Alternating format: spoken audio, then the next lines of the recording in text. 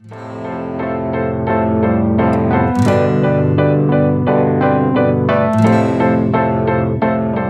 what's up YouTube? Pallab here with the brand new Sony Xperia X. This is the X with the Snapdragon 650 version, not the Xperia X Performance, which has the Snapdragon 820 chipset.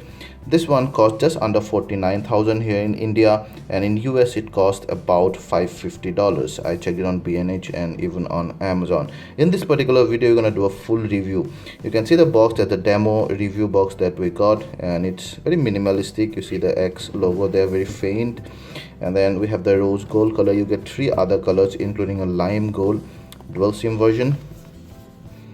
Also some of the quick specs: 23 MP back camera plus 13 MP front camera, 5-inch full HD display, 2620 mAh battery to be more precise, Snapdragon 650 version, 64-bit 3 GB of RAM and 32 GB of internal storage. So once you open the box, here on top we have the phone, and I like this rose gold. It's very beautiful and subtle. Once you go further in, you'll find the manuals. In this one you'll find the 1.5 ampere wall charger and the micro USB 2.0 cable. You are also supposed to find the earphones, but unfortunately we did not get that with the review box here. So that is the Xperia X. As I told you, I love the rose gold color. I think this is my favorite color among all the four colors, but some people might like the lime gold as well, and maybe you like the white or the black color as well, which Sony calls slightly differently. It has this aluminum back. There's no longer glass, so it will attract less fingerprint here, but I cannot say the same for the front. It's a fingerprint magnet, it attracts a lot of fingerprint. Also the NFC area is on the front now here. So 5-inch full HD resolution, and you have your 13 MP front camera but without a flash. That's a bummer. And then your 23 MP Sony G-Lens 1x2.3-inch sensor camera on the back. It's one of the biggest sensor and supposedly one of the best cameras in the market. We'll talk about the camera. And then LED flash. You have your power button with the integrated fingerprint sensor. I love the fingerprint sensor placement here. And then your volume rocker, oddly placed below actually, because you'll have to go like this. I would have liked it here. There's a lot of empty space left here. And then also the dedicated camera button. I always like that. Micro USB 2.0 port, mic. Here you have the SIM card slots, and it is actually a dual SIM card, a hybrid SIM card arrangement, sorry. So I already have my nano SIM card attached. You can either attach another SIM card or the micro SD card slot, and it'll go just like this. At least you don't need any pin to take out those SIMs. And then 3.5mm jack and another mic.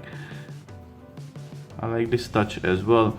However, now this design have kind of become too commonplace for all the Xperia phones. I just suggest Sony should try a slightly different design. This design is good. It's very symmetric. It's nice. 152 grams, not much weight, 7.1 mm, so not very thick as well. But it's just that the design, just like some of those Samsung phones, have kind of starting to become a little cliche now. Now the beautiful thing about the fingerprint sensor ergonomically placing on the power button is that it straight away unlocks the device. You don't have to move your fingers anywhere else. That's a great thing. And see how fast it is. I have a custom skin applied here, custom theme rather, Uncharted 4, but by default you'll get one of those Sony's boring designs. It's a lovely screen. Full HD resolution on a 5-inch screen is plenty, and the full brightness is actually a lot more. And there you see the brightness a little more. It's almost kind of washes out the color, but overall you see amazing viewing angle. Although this is not an OLED screen, it's still an LCD screen. A very good viewing angle. The colors kind of popping out thanks to those triluminous technology and X Reality for mobile technology. So overall, love the screen. But then it also kind of makes a fool out of you, can make a fool out of you. So whenever you're looking at any picture they kind of come out unnaturally sharpened and oversaturated, and might not be so actually whenever you view them on PC. That's a good thing. At least you can boast about your pictures in front of others on the phone as far as you're looking at the phone. It's powered by Marshmallow, so that's another good thing. It's the model number, Android version 6.0.1. It has 32 GB of internal storage, supports micro SD of up to 200 GB. So you can go to app here and then storage. It comes with lots and lots of bloatware. It has the usual Google Android apps, that's all right, but then it comes with Sony's in-house lots of apps. Some of the third-party apps are very useful, like Kindle. I always use Kindle, but you might not necessarily. Hungama Player, and I never use those. FZ Protection, again, no Asphalt Nitro, Midnight Pool. Lots and lots of bloatware. Even the in-house tools, like for example, this news and weather and life log. Life log is fine, it's a fitness, but otherwise.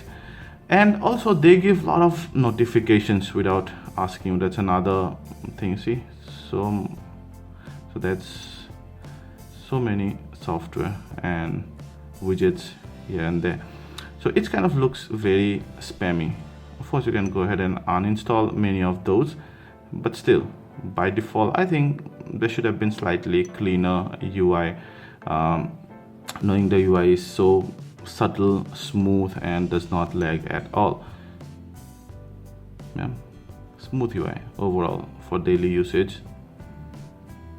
Let's go ahead and check out the camera. I launched it from here, but even when your display is off, you can straight away press this and it's going to switch this off. And Sony says 0.6 second. I think it was right about there. So we have eye auto,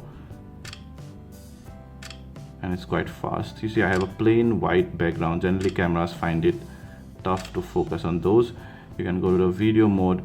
No 4K video, remember the max is 1080p at 60 frames per second. And then you have some manual. You need to unlock the screen anyway, so you get some other apps. Let's go and unlock only. All right, and once I unlock this, I love the fingerprint sensor and the unlocking. It's very fast. So those are some of the additional shooting modes here. You have time shift video, style portrait, AR effect. The Sony users would be familiar with those. And then a manual where you can actually have a scene mode as well, and then you can go ahead and you can customize some of the other stuffs, and then your full settings over there. Now I should show you the front camera as well, which is very bright and has a big field of view. I love that it's so wide. I love those, and does not lag. Of course, 13 MP front camera, one of the highest resolution front camera. Now you check the image and video quality. They are very, very good. Sony is generally known for its cameras. Well, the phone cameras generally are not as good as the dedicated cameras, but still this guy does well, both the back and the front camera. The pictures are quite detailed under enough light, and it oversaturates the color, of course, at times over processes the JPEGs under low light, but overall the JPEG outputs are pleasant to look at and straight away can be uploaded social media, or can be distributed without even going to any post-processing. So they kind of make that those pictures pop out. But for those pixel peeping guys, well, the center is quite sharp, but there are slightly softer areas towards the edge. The similar is the case with the videos. The autofocus during video is very good, but the stabilization, well, I think the camera does not have optical image stabilization, says Sony Steady Shot both on the back and the front, which is software based. It does not say Sony Optical Steady Shot. If optical steady shot was optical image stabilization, this is steady shot, so this is more like software based. So the videos are relatively sharp. The autofocus is good, but not very consistent. Overall, I love the camera out here, specifically the front camera, but not the best in the industry. Leaning in. I'm leaning in. Pushing up.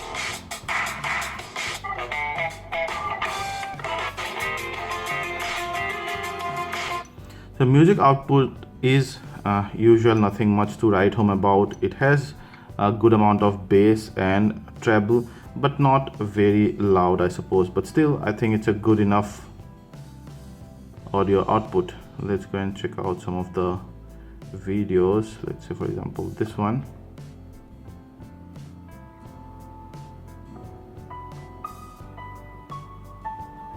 The wing angle is amazing, very nice.